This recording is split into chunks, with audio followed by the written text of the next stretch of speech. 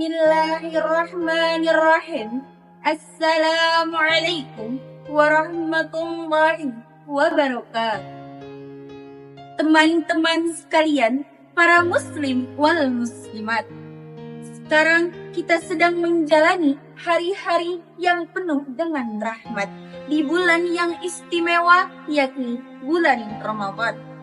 Jadi kita jangan menyia-nyiakan kesempatan yang Allah berikan kepada kita.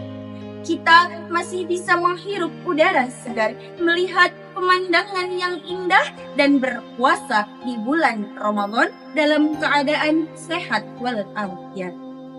Kita harus mempergunakan kesempatan ini untuk mendapat rahmat dan kasih sayang Allah.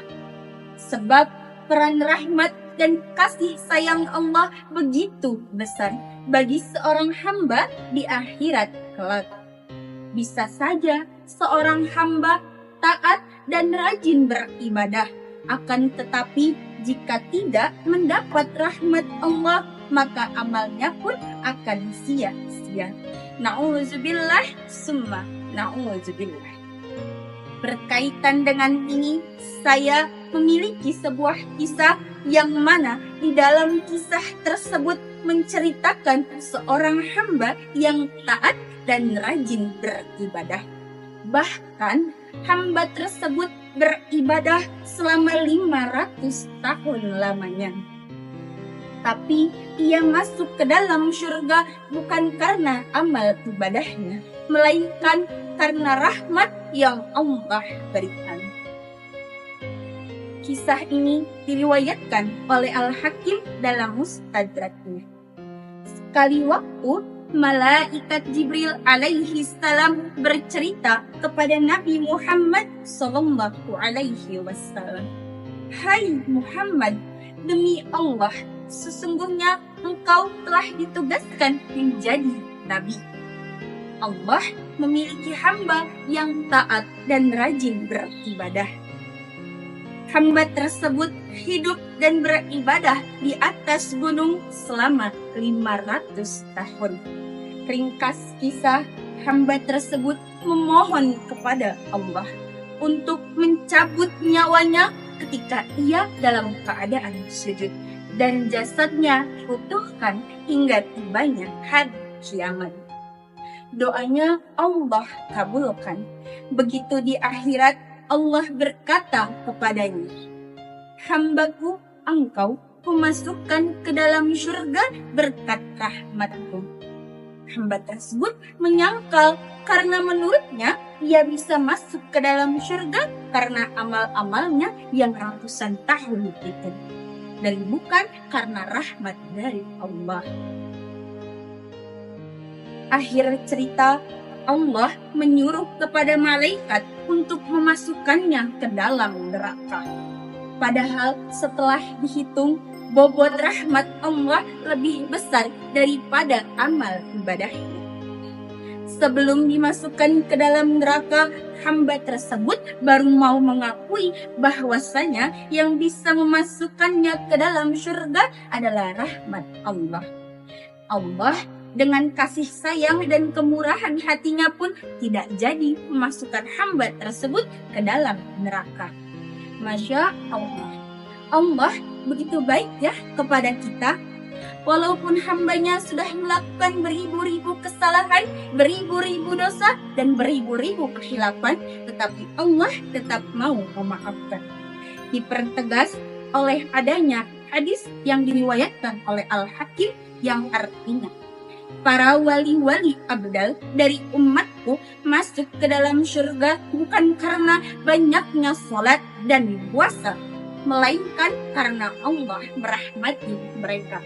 Sebab hati mereka yang bersih, jiwa mereka yang dermawan, dan mereka saling menyayangi setiap muslim.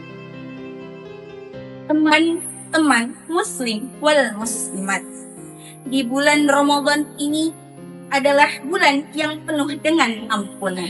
Siapa sih yang tidak mau mendapat ampunan? Sudah tentu semua umat muslim ingin mendapat ampunan. Maka salah satu Doa yang sering dibaca dan dianjurkan di bulan suci ini adalah memperbanyak memohon ampunan.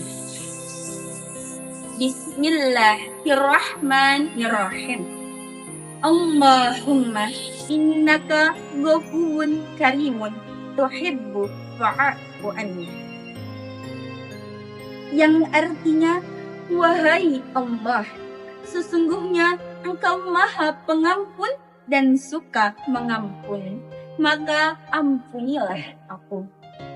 Doa tersebut dianjurkan untuk dibaca pada tanggal-tanggal potensial terjadinya malam Lailatul Qadar.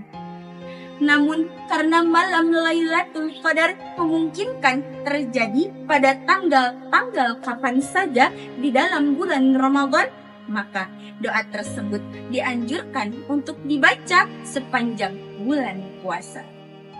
Selain daripada berdoa, ada amalan-amalan lainnya yang dapat kita amalkan. Yang pertama, melakukan shaum Ramadan. Barang siapa yang berpuasa di bulan Ramadan karena beriman, niscaya akan diampuni dosa-dosanya yang telah lalu.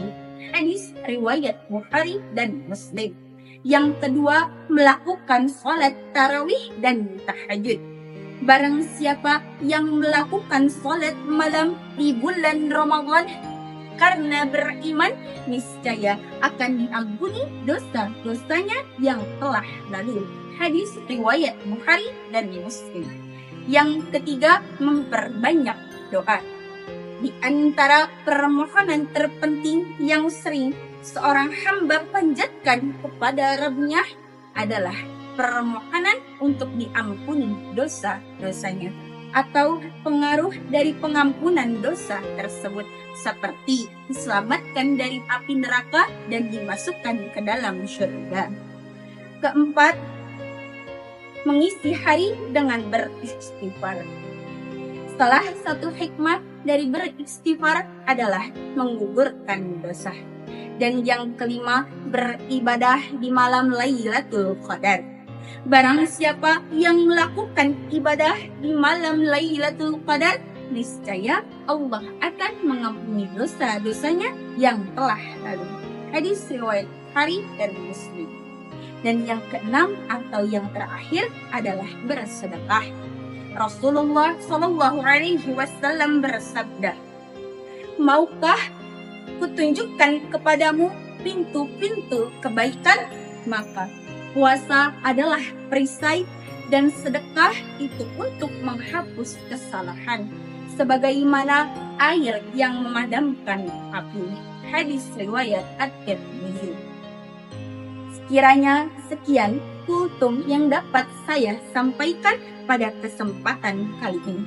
Jikalau Allah memanjangkan umur kita, insya Allah akan mempertemukan kita di lain waktu dan kesempatan. Wallahu muwaffiq ila aqwamit thoriq. Wassalamualaikum warahmatullahi wabarakatuh.